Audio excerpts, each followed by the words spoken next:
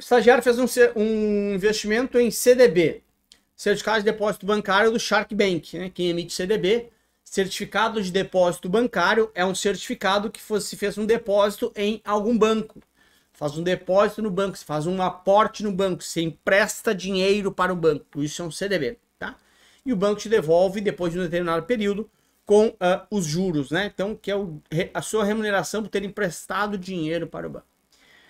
Um banco de primeira linha que é associado ao fundo garantidor de crédito. São riscos presentes nessa aplicação. Bom, pois bem, vamos pegar aqui uma folha em branco para a gente conversar sobre esse investimento, tá? O que é um CDB? CDB é o seguinte, tá? De uma certa forma, sobrou dinheiro para mim, vou pegar um pouquinho mais bonitinho aqui, sobrou dinheiro para mim e eu vou lá, coloco meu dinheiro no banco, né? Pode ser no Banco Itaú, Banco Santander, Banco BTG, seja lá onde for, tá? Coloquei dinheiro nesse banco, tá? Esse banco vai pegar meu dinheiro emprestado. Esse banco, portanto, eu estou emprestando dinheiro para ele.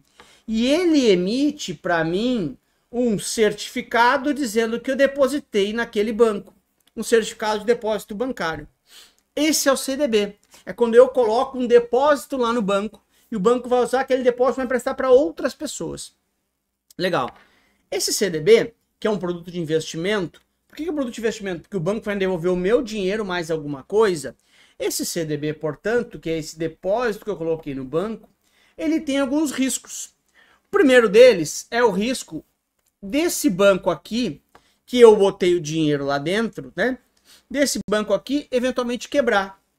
Se ele quebrar e não me pagar o dinheiro que ele me deve, e não me devolver o dinheiro que ele me deve, lembra que ele tem uma dívida comigo. Isso chama risco de crédito. É quando falta crédito para ele me pagar e, portanto, ele quebra.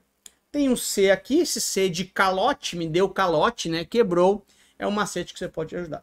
Também tem risco de mercado. O que é risco de mercado? Esse título, ele oscila, né? Pode valer mais ou menos dependendo do momento que eu pedi o seu resgate. Isso é risco de mercado. Ó, forma um M, desce, sobe, risco de mercado. E o terceiro é risco de liquidez. O que é risco de liquidez? Liquidez é quando não tem liquidez, o mercado está seco. É quando eu não consigo repassar o meu CDB para alguém. Se eu quero um resgate antecipado, eu repasso ele para alguém. O banco faz isso para mim, tá? Mas eu tenho que ter alguém interessado em comprar ele para mim. Então, risco de liquidez é quando eu não consigo vender o meu ativo para alguém. Essa é a ideia. Então, na prática, eu tenho os 3 riscos envolvidos. Mas você vai falar assim, mas Lucas, e o FGC não garante o risco de crédito?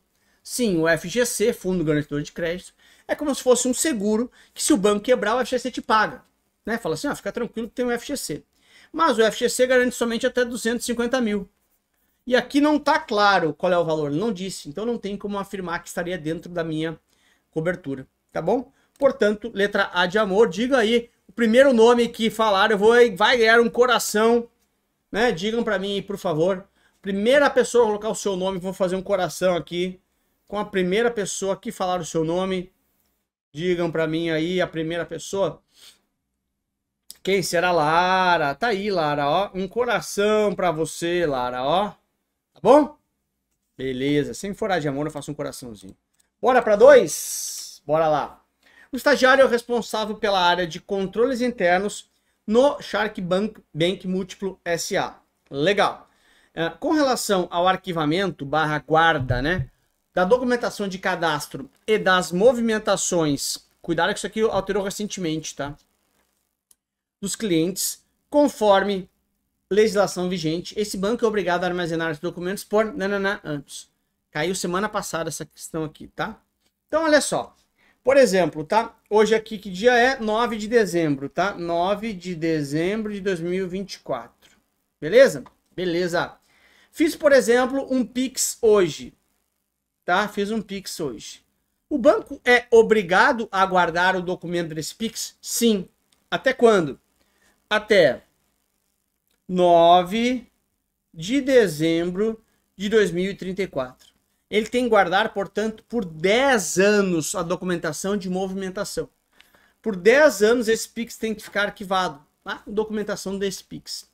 Além disso, quando eu encerro a minha conta, a partir daquela data, também tem que guardar por mais 10 anos. Ok? Antes era 5 anos, agora são 10 anos. Então, pode ser duas datas que irão originar a contagem inicial dos 10 anos. Uma movimentação ou encerramento da conta. Se eu encerrei hoje, o banco tem que guardar a minha conta por mais 10 anos. Essa é a ideia, tá?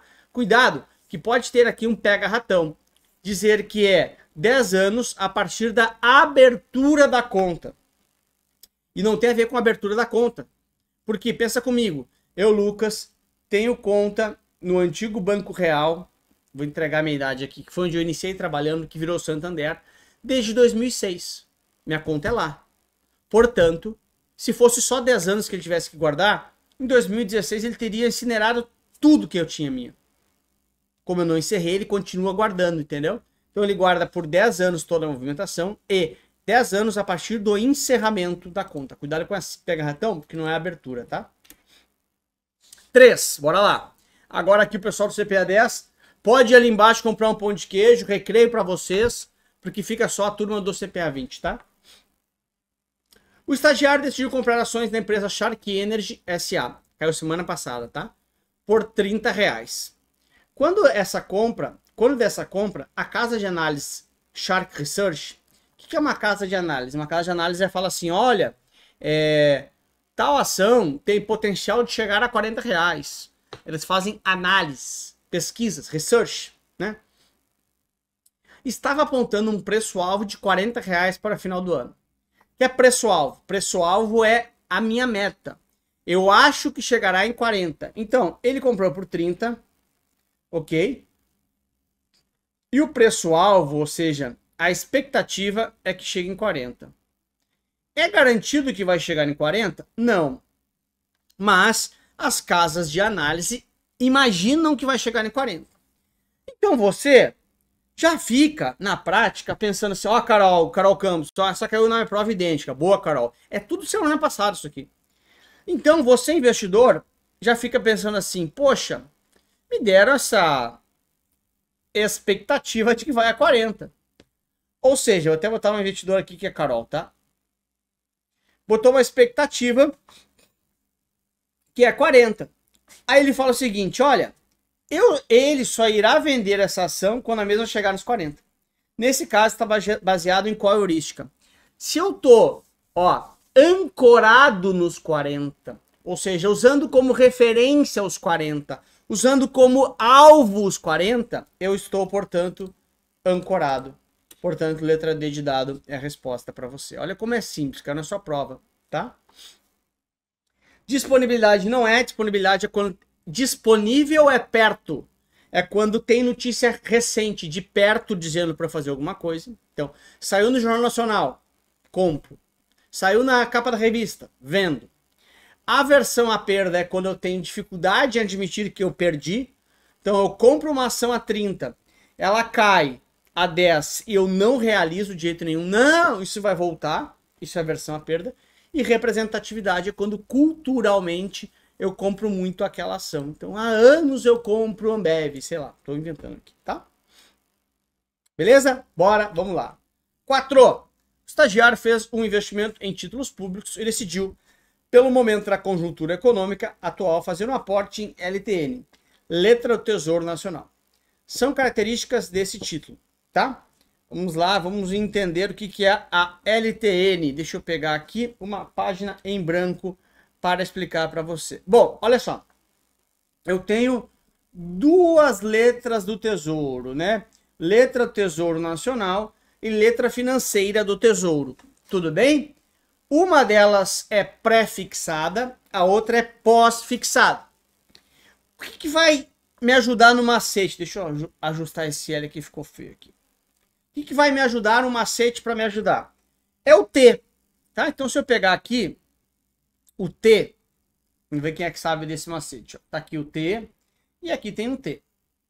Tá, Lucas, o que quer dizer isso? Calma, vocês estão muito ansiosos, tá? Olha só. Quando, ou dá um passo atrás. Eu circulei o T.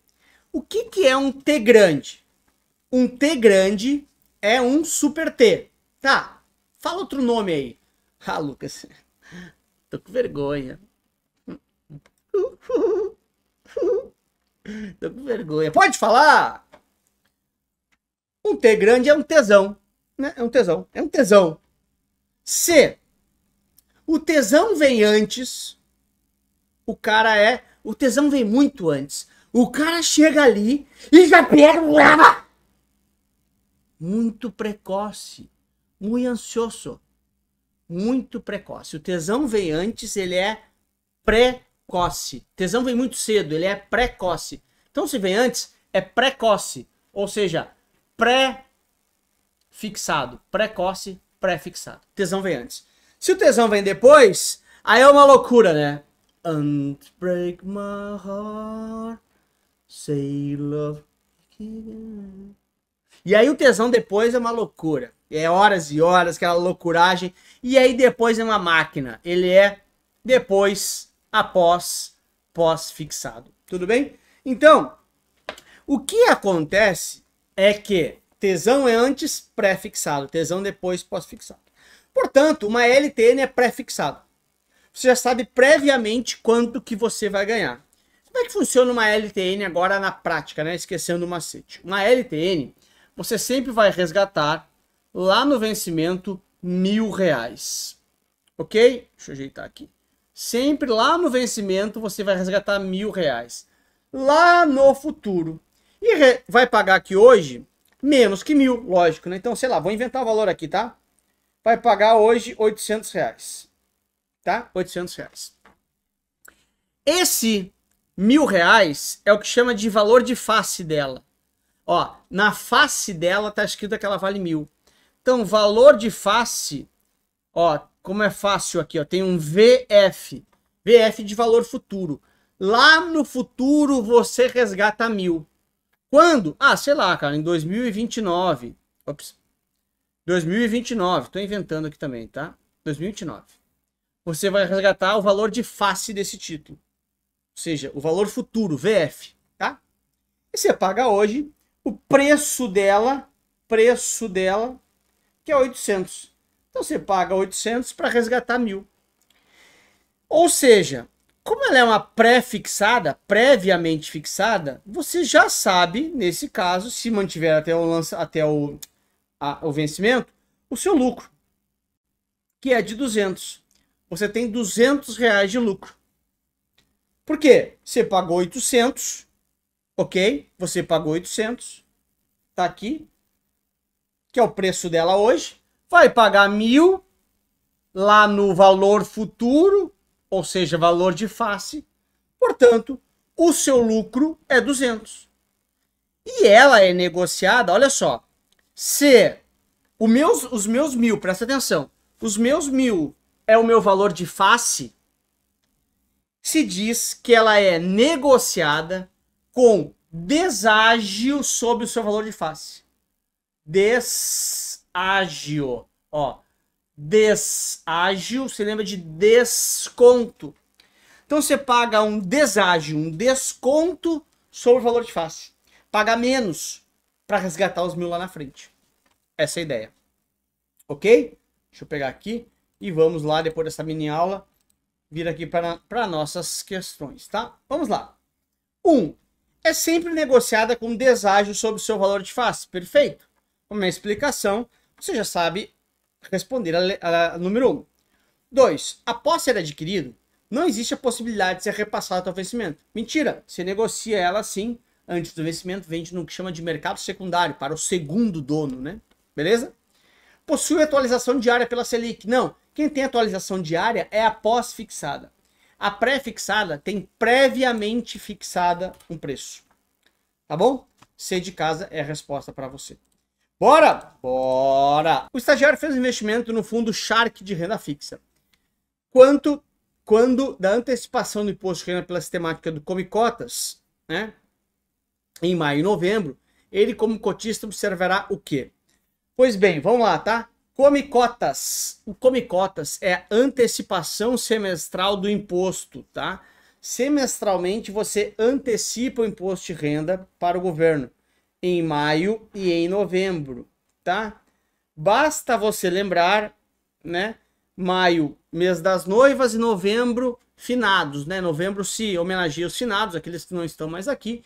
E maio é o mês das noivas, mês do casamento. Então, na prática, os 2 meses de morte de uma pessoa, né? Quando ela casa e quando ela efetivamente morre, a gente vai lembrar do Come Cotas. O Come Cotas acontece nos 2 meses da morte, né? Casamento, maio, que é o mês das noivas, e em novembro. Pois bem, dito isso, você já sabe que em maio e novembro é quando acontece. Legal. Se acontece em maio e novembro, o que é o Come Cotas? É uma antecipação semestral do imposto, tá? E como o próprio nome diz, olha só, come cotas, ele come as cotas, reduz as cotas. Então olha só, se eu tenho 100 cotas e cada uma vale R$29, vou chutar um valor qualquer aqui, tá?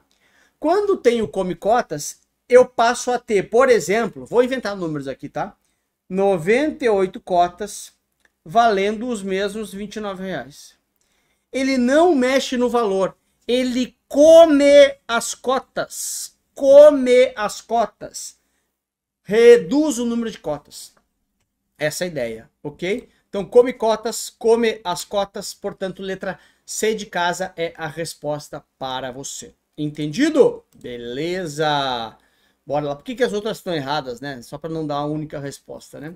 A fala que vai reduzir o valor das cotas também número, o valor não altera, o valor continua igual. Eu vejo uma redução nas cotas, né? Come as cotas, tá?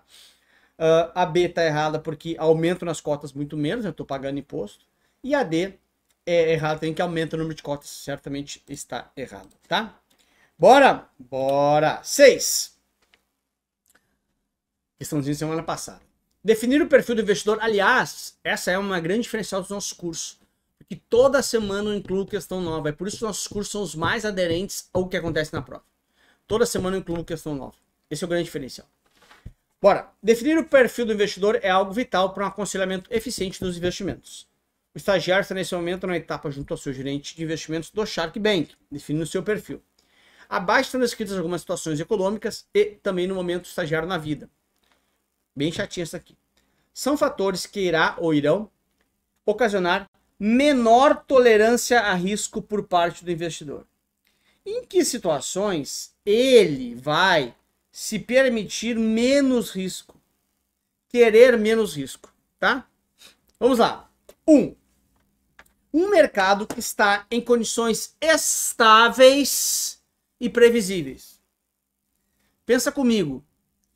O mar está estável, sem onda. Eu vou andar mais rápido com o barco ou mais devagar? Mais rápido. Assumo mais risco. Economia igual. Está acontecendo tudo conforme previsto. Eu posso tomar mais risco. E eu quero menor risco aqui. Então, a 1 está fora. 2. Um objetivo de investimento de 1 ano. Galera, 1 ano é bem curtinho. Daqui a 1 ano eu tenho que resgatar. Ou seja, eu tenho que assumir menos risco nessa carteira. Por quê? Porque rapidinho eu tenho que resgatar, eu não posso ter chance de perder. Então isso aqui é como consequência eu assumir menos risco sim. Né? Beleza. 3. O estagiário possui 18 anos. Quando tem 18 anos, todos nós já tivemos 18 anos, eu tenho um horizonte gigante pela frente. Então, se eu tenho um horizonte gigante pela frente, eu posso assumir mais risco. Por quê? Porque se der alguma coisa errada, eu tenho mais tempo para recuperar. E eu quero situações em que são para correr, que me fazem aceitar menos risco. E a única dessas 3 é a 2, tá? Que eu tenho um horizonte de investimento muito curtinho. Tá? 7. Bora lá. O fundo Shark de renda fixa, um fundo aberto, realiza a prática de marcação a mercado dos seus títulos. Esse apressamento, o que é marcação a mercado? Marcar a mercado, marcando a mercado, ou seja, diariamente, eu como fundo, eu tenho que ir no mercado e dizer quanto que vale o meu celular. Vamos supor que esse celular aqui vale a 5 mil reais, ok? Amanhã ele vai valer 5 mil? Supondo que seja um ativo de negociação, né? Uma ação, por exemplo. Será que amanhã ele vai ser precificado com 5 mil? Não, talvez amanhã ele valha 4.900. No outro dia 4.800. No outro dia 4.700. Então eu tenho que todos os dias pegar o preço, fazer o apressamento dele. E eu paguei 5 mil reais nele um dia, vamos supor. Depois, no dia seguinte eu comprei, ele já não valia mais 5 mil. Então, o apressamento, que é marcar a mercado, a marcar pelo mercado, marcar quanto vale no mercado, é perguntar todos os dias pro mercado, quanto você compraria esse celular? Isso que é marcação a mercado. Então, o fundo Shark Renda Fixa, que é um fundo aberto, realiza a praticação de marcação a mercado dos seus títulos. Esse apressamento, que é apressar não de acelerar, apressar é colocar preço, tem como objetivo evitar a transferência de riqueza entre os cotistas. Essa prática deve ser feita nananã, e a precificação se dá através dos valores de nananã. Então, a marcação a mercado, marcar a mercado é diária. E é pelo preço de aquisição do meu iPhone? Não, é pelo preço de mercado do meu telefone. Letra D de dado, portanto. Eu faço isso diariamente e faço pelo valor de mercado. 8. Bora lá. O estagiário investidor está em uma conversa com os amigos sobre os riscos presentes nas aplicações. E ele faz as afirmações abaixo. 1. Se o emissor deixar de honrar seus pagamentos em um título, isso é denominado risco de crédito. Perfeito, tá? Risco de crédito começa com C. C de calote. A gente falou, caiu na semana passada essa aqui, tá? A gente falou lá no início, né? Quando eu empresto meu dinheiro no banco, no CDB, tem risco dele não me pagar, dele não honrar a dívida. É risco de calote, risco de crédito. Faltou o crédito, ele não pagou. Você, quando empresta dinheiro para um amigo seu, você emprestou para o seu amigo, você está correndo com o risco de crédito dele, de ele quebrar e não te pagar. Isso é risco de crédito, tá? Essa é a ideia, beleza? Então, número 1, deixa eu botar verde aqui, está certíssimo. 2, quando um ativo não pode ser vendido pelo seu preço justo, por falta de compradores, o que é falta de compradores? O mercado está seco. Ou seja, eu boto para vender esse telefone por 5 mil, não tenho compradores, o mercado está seco. Seco. Ou seja, está sem liquidez. Quando não consigo vender por falta de compradores, ou vendedores, no caso se ele ia comprar, o mercado não tem liquidez. Sem liquidez, o mercado está seco. Não tem comprador nem vendedor. Essa é a ideia, tá? Então ele fala que é risco de mercado e não é. É risco de liquidez. E 3, com diversificação pode-se reduzir o risco de mercado muito próximo a zero. Não, eu não consigo reduzir, porque com a diversificação eu consigo reduzir o risco da ação em si, né? Mas eu não consigo reduzir o risco, chama de risco sistemático, tá? O risco sistemático, que é o risco do sistema como um todo, tá? E um risco de impeachment, por exemplo, o risco da Covid, por exemplo, isso afeta todos os ativos, né? E não especificamente um ou outro. Então eu não consigo reduzir muito próximo a zero. Risco nunca vai chegar a zero. Essa é a ideia. Então, somente a 1 está correta. Beleza, turma? Estagiário é o diretor financeiro da empresa Shark Rodovias SA. Ele decide, então, emitir debêntures simples. Olha o que a questão trouxe para você. Debêntures simples para captação de recursos. Sobre esses títulos, analise as afirmações abaixo. Bom, deixa eu dizer para você o que são essas debêntures, né? Primeiro que a debênture é um título de captação de recursos por parte das empresas não financeiras, ou seja, quem não é banco, por exemplo, que não é uma sociedade financeira. Então, uma empresa de rodovias, por exemplo, uma empresa de transporte aéreo, por exemplo, a Petrobras, por exemplo, a Vale, por exemplo, tudo que é empresa não financeira pode captar através de debênture. Quando você capta através de debênture, você pega o seu dinheiro que está sobrando, você investidor, e empresta para essa empresa, para a Petrobras, por exemplo, tá? Você está emprestando dinheiro para a Petrobras. Em troca, a Petrobras te entrega um título que se chama debêntures. Você está, portanto, emprestando dinheiro, financiando uma empresa através das debêntures. É como se fosse um CDB, mas de quem não é banco. Essas debêntures, elas podem ser debêntures conversíveis, conversível, não é o carro que é conversível, tá bom? Ou debêntures simples. O que é a diferença dos dois, tá? Uma debênture conversível, você pode converter, como o próprio nome diz, conversível, converter, lá no resgate. Então você pegou e prestou seu dinheiro para a Petrobras por 3 anos, por exemplo. Lá no final, na hora dela te devolver o dinheiro, você pode converter, ao invés de receber em dinheiro, você pode converter em ações da empresa. Você fala assim, eu não quero dinheiro, eu quero em ações. Já as debêntures simples, elas não convertem. Você vai sempre receber lá no final em dinheiro, não tem como ser convertido. Essa é a grande ideia, tá bom? Então, o que a prova trouxe para você? Vamos lá. 1. As debêntures simples, então, podem ser convertidas em ações da companhia? Não, elas não podem. As ações que podem ser convertidas são as ações conversíveis, perdão, as debêntures conversíveis. 2. Possuem garantia do FGC? Também não tem. O FGC é um fundo formado pelas instituições financeiras e debênture, quem emite é uma instituição não financeira. Então não tem como o FGC cobrir esse título, tá? E podem ser pré ou pós, perfeito, pré-fixado, paga, por exemplo, 14% ao ano, e pós-fixada paga 100% do CDI, vai sendo pós-fixado. Uma debênture pode ser pré ou pós, é igual um CDB, tá? Pode ser pré ou pós, portanto, letra C de casa é a resposta para você, questãozinha recente, tá? 2. O estagiário está em uma conversa com os amigos sobre seus investimentos. Ele é um entusiasta de estatística e utiliza a nananá como medida para o retorno esperado e o ou a nananá como medida de risco. Complete as lacunas respectivamente. Bom, então olha só, né? Em estatística, tá? O que acontece é o seguinte, tá? Quando eu pego a média de retorno, né? Ou seja, quanto em média rendeu um investimento, em média retorna, em média rende 6% ao ano. Ou seja, em média, historicamente ele entrega aquilo. A média é a minha expectativa de retorno. Por que expectativa de retorno? Olha, porque em média ele me entrega 6% ao ano, por exemplo. Já o desvio padrão, olha só, desvio padrão. Olha como o nome entrega para nós, tá? Desvio padrão, desvia de um padrão. Qual é o padrão? O padrão é a média. Ou seja, em média ele era um cara calmo. Ou seja, o padrão dele é ser um cara calmo. Quando desvia desse padrão, quando desvia dessa normalidade, ele é diferente.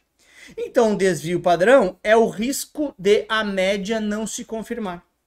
Quanto maior o desvio padrão, maior o risco. Maior a chance de a média não se confirmar. Então, a média é a minha expectativa de retorno, ok? E o desvio padrão é a chance de a média não se confirmar.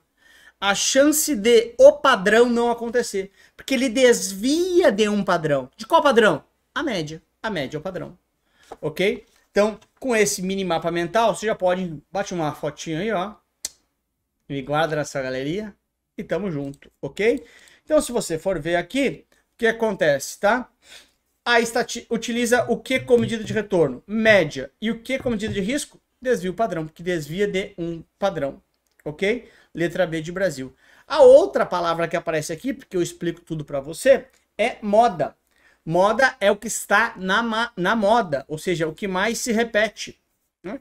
Qual é o vestido? Qual vestido está na moda? Ah, o vestido da moda é o vestido azul, ou seja, é a cor que mais aparece. Então, em estatística, o número que mais, ou a amostra que mais aparece é a moda. Por exemplo, nossa, vamos ver a idade média das crianças. Um tem 6 anos, outro tem 8 anos, outro tem 6 anos, outro tem 10 anos, outro tem 12 anos, outro tem 6 anos também. Tenho 6 crianças numa turma, cada um com a sua idade. Uma tem 6 anos, outra tem 8. Qual que é a moda? A moda é o 6, porque é o número que mais repete. Que mais se repete. Isso é moda, tá bom? Então não é o caso aqui. Essa é a resposta para você. 3, vamos lá? Bora! O estagiário é um investidor que tem um planejamento de aposentadoria para o seu futuro. Ele está realizando aportes em PGBL. Sobre essa opção de investimento, analise as informações abaixo. Olha só. PGBL tem um P aqui e esse P é de pode deduzir. Ou seja, o que eu colocar num PGBL, eu posso deduzir da minha base de cálculo do imposto de renda. Até 12% da minha renda bruta. Esse é o máximo que eu posso deduzir, ok? Então, Se eu tenho uma renda bruta anual de 100 mil reais, eu posso colocar até 12 mil reais em um PGBL. Que ele vai gerar uma despesa dedutível, eu vou pagar menos imposto de renda, portanto, ok? Esse PGBL, porém, quando eu pedi o resgate, como eu tive uma dedução no aporte, quando eu pedi o resgate e ele tributa somente no resgate, como previdência, ele vai tributar sobre o valor total. Né? Porque como ele é um PGBL, eu tive a dedução no aporte, quando eu coloquei a grana, lá no resgate, eu tributo sobre o valor total. Pego o total e vai ser tributado. Ok? Essa é a ideia. Vamos lá ver o que está certo e errado. 1. Os aportes nesse tipo de previdência podem ser deduzidos do IR. Perfeito. Se a limitação de valor está errado, tem limitação de 12%. Ok? 12% da minha renda bruta anual. 2. A tributação ocorre sobre o valor total. Somente no resgate. Deixa eu botar de verde aqui. Está bem certinho. Ocorre somente no resgate sobre o valor total. Existe uma rentabilidade mínima garantida nesse tipo de investimento. Não tem rentabilidade mínima garantida, ok? Você vai ser conforme os ativos que vão compor a carteira desse fundo, porque, Lucas, você falou que é um fundo. Sim, previdência é um fundo. É um fundo de previdência. Ele pega os recursos dos participantes e investe em ativos. Então, fundo de previdência, tá bom? Então, letra C de casa é a resposta para você. Bora para mais uma? Só se for agora. O estagiário foi nomeado como presidente do Banco Central do Brasil. Sobre as atribuições dessa instituição, analise as atividades abaixo. Inclusive, agora, ano de 25, entrou o novo presidente do Banco Central, Galípolo, né? E ele tem 4 anos de mandato. Lembra que desde 2021, né, com a lei de independência do Banco Central, o mandato do presidente do Banco Central passa a ser desconexo com o presidente da República, né? Então, Galípolo assumiu agora 25, 26, 27 e 28. Então, ele pega 2 anos do próximo presidente da República, né? São mandatos desconexos. Antes era 4 anos com 4 anos, deu uma descolada, né? O presidente do Banco Central fica 2 anos ainda com um novo presidente da República. Então, tem essa desconexidade. Não existe isso, né? Essa desconexão de prazos aí. Lembrando que o Banco Central é um órgão executor, né? Ele responde ao Conselho Monetário Nacional, que é um órgão 100% normativo, perdão, e o Banco Central é um órgão executor. Pois bem, vamos lá. 1. São papel do Banco Central. Coordenar as políticas monetária, creditícia e cambial. Política monetária de crédito cambial. Tá errado, porque coordenar, quem faz é o CMN. O Banco Central executa essas políticas. Executa a política monetária, executa a política de crédito, creditícia, portanto, e a política cambial também, tá bom?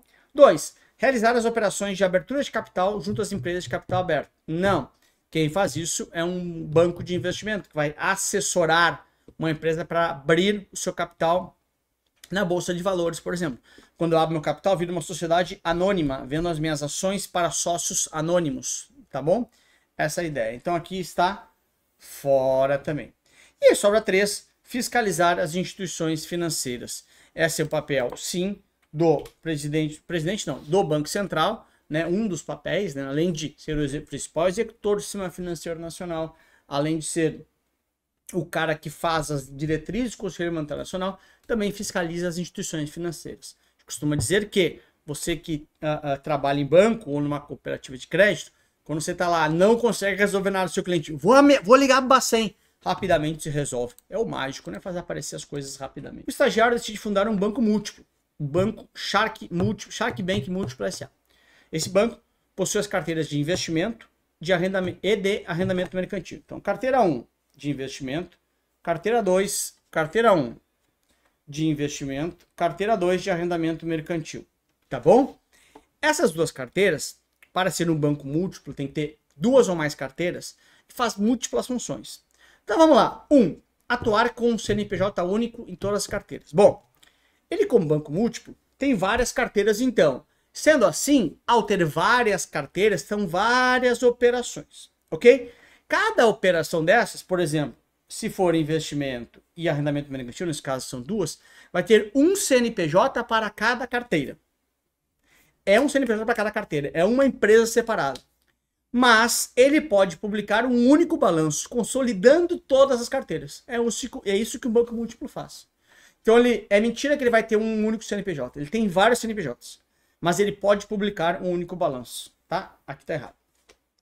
Captar recursos por meio de nota promissória e debênture. Não, nota promissória e debênture, quem emite é sociedade anônima não financeira. E ele pode administrar fundo de investimento? Sim, pode. Por quê? Porque ele tem a carteira de investimento. Então ele é um administrador, se quiser, de fundos de investimentos. Portanto, letra C de casa é a resposta para você. Bora? Bora! 6. O estagiário está em uma conversa, deixa eu pegar aqui a caneta, com alguns amigos e decidiu o quê? De agora em diante, fará aportes somente em ações de empresas small caps. Sobre esses ativos, analise as afirmações abaixo. The books on the table, vamos lá. O que é small caps, tá? Small é pequeno, né? Ou pequenas, né? Que estão falando de plural aqui. Pequenas. Caps é capitalização. Capitalização. Não é título de capitalização, tá? É capitalização. Ou seja, são empresas de pequeno valor. Valores menores. São empresas, por exemplo, pega lá na Bolsa de Valores hoje. Você tem a Vale, que é uma gigante. Você tem a Petrobras, que é uma gigante. Você tem a Gol, que é uma gigante. E tem empresas menores sendo negociadas também. São as small caps, empresas de menor valor de capitalização. Tá? Essa é a ideia. Então vamos lá. 1. São ações de empresas com menor capitalização de mercado. Beleza, valor menor de mercado, valem menos. São negociadas fora da Bolsa de Valores do mercado de balcão. Não, é negociado também na Bolsa de Valores, ok? Normal, só são empresas com menor valor. Não possuem risco de crédito. Está perfeito? Ah, Lucas, como assim? Calma. O que é risco de crédito? Começa com C. C de calote. Chance de alguém me dar calote. Em ações, não tem risco de crédito, porque você é sócio da empresa. A empresa não deve dinheiro para você. Então não tem como ela te dar calote. Ok? Ações não tem risco de crédito. Portanto, há de amor para você. Começar 2025 com muito amor, ó. Beleza? Bora. Bora lá, Lucas. Bora lá. 7. Analise o gráfico abaixo. O mesmo representa nananá, e o risco que não é zerado é conhecido por nananá. Então, deixa eu explicar para você o seguinte, o que é esse gráfico aqui, tá? Esse gráfico, ele diz o seguinte, tá? Vamos pegar aqui e desenhar ele para você bem direitinho, tá bom? Aqui é número de ações, ou seja, quanto mais para a direita, mais ações, ok? E aqui é risco, quanto mais alto, maior o risco, tá? Eu começo com uma ação, e aqui vou, sei lá, vou chutar até 100 ações, tá? Com uma ação, o meu risco é máximo. Aí eu começo a aumentar o número de ações e o risco vai caindo, caindo, até que ele para de cair, independente de quantas ações eu tenho. O que aconteceu aqui? Eu estou fazendo o que se chama, e aqui eu começo a responder a pergunta para você, estou fazendo diversificação. O que é isso? É não colocar todos os ovos numa mesma cesta. Quando eu coloco todos os ovos numa única cesta, o meu risco é máximo. Por quê? Caiu a minha cesta, perdi todos os ovos. Então, se eu tenho todo o dinheiro em Gol, deu um problema com a Gol, caiu um avião da Gol, eu vou perder todo o meu dinheiro, boa parte do meu dinheiro, porque eu estou 100% naquela cesta. Aí eu começo a diversificar e começo a diminuir isso. Até que chega um ponto, que é esse ponto aqui de baixo, que o meu risco não reduz mais. Esse risco aqui não reduz. Por que que eu não reduzo? Bom, primeiro que não tem risco zero, mas mais que isso. Isso aqui se chama de risco, isso aqui se chama de risco sistemático. Risco do sistema como um todo, de conjuntura como um todo. É o risco de dar um impeachment, afeta todas as ações. É o risco de Covid, que recentemente assolou o mundo, atinge todas as ações. Então, esse risco eu não consigo zerar. Mesmo com a diversificação. O que eu consigo zerar é o risco específico da Gol, né? De não ter tudo no mesmo lugar. Então, o que esse gráfico representa? Diversificação. E o que eu não consigo zerar, esse risco aqui de baixo, é conhecido como risco sistemático, do sistema. Não sistemático é o risco específico da Gol, tá? Eu brinquei com Gol ali, né? Como se fosse o exemplo. É o risco específico de Gol. Esse eu consigo zerar através da diversificação, ok? Portanto, em 2025, One Love, One Heart. Então, muito amor para você, beleza? Bora? Bora! Número 8. Analise as afirmações sobre call e put. Lembra? Call e put são opções. Opções, ok? Opções é um direito. Você tem, quando tem opção, você tem um direito, ok? Esse direito, na call, você tem call e você tem put, ok? Esse direito na call começa com C, é um direito de comprar. Você tem direito de comprar alguma coisa. E na put, direito de vender alguma coisa. Isso é fácil de lembrar, né? Aquele lugar lá de entretenimento adulto, a put vende um serviço, né? Então, put é o direito de vender, call é o direito de comprar. Aí pensa comigo. Por que eu quero ter o direito de vender esse celular no futuro? Vamos supor que ele vale R$1.000. Porque eu acho que lá no futuro ele vai estar valendo R$500. E eu tenho então o direito de vender ele por 1.000. Porque se ele chegar lá no dia e tiver 500, eu asseguro a venda por 1.000. Tô travando um preço de venda. Então, vamos supor que eu seja um agricultor. Eu planto milho. Olha o meu medo. Preço do milho lá quando eu colher tiver muito baixo. Então, quando eu tenho uma put, direito de vender milho a R$100, por exemplo, por mais que o milho esteja 10, eu garanti a venda a 100. Direito de vender. E o direito de comprar é o contrário. Eu preciso comprar milho. E tenho medo que o milho vá a R$1.000. Então eu tenho o direito de comprar milho a R$100. Eu exerço ele e compro a 100, mesmo estando a 1.000. Meu direito de comprar esse celular a R$1.000 é porque eu acho que ele vai estar a 3.000. Aí eu asseguro comprar ele a 1.000. Por um preço menor do que ele vale. Ou vender por um preço maior. Então vamos lá. 1. O titular de uma call, ou seja, o dono de um direito de comprar, está se protegendo da alta do valor do ativo objeto. O ativo objeto é o milho, é o celular. Estou protegendo da alta do milho. Que se o milho for a R$1.000, eu compro a 100. O titular de uma put, que é direito de vender, está se protegendo da queda do valor objeto. Perfeito. Para garantir o preço mínimo de venda desse celular. E ambos podem ser utilizados como alavancagem. Sim, porque eu compro esse celular a R$1.000, direito de comprar a 1.000, sendo que ele vale 3.000. O que é alavancagem? Comprar por uma fração do que ele vale. Quando eu estou alavancado, né? Utilizando uma ideia de potencializar os meus ganhos. Ok? Portanto, 1, 2, 3 são corretas. Letra D de casa é a resposta para você.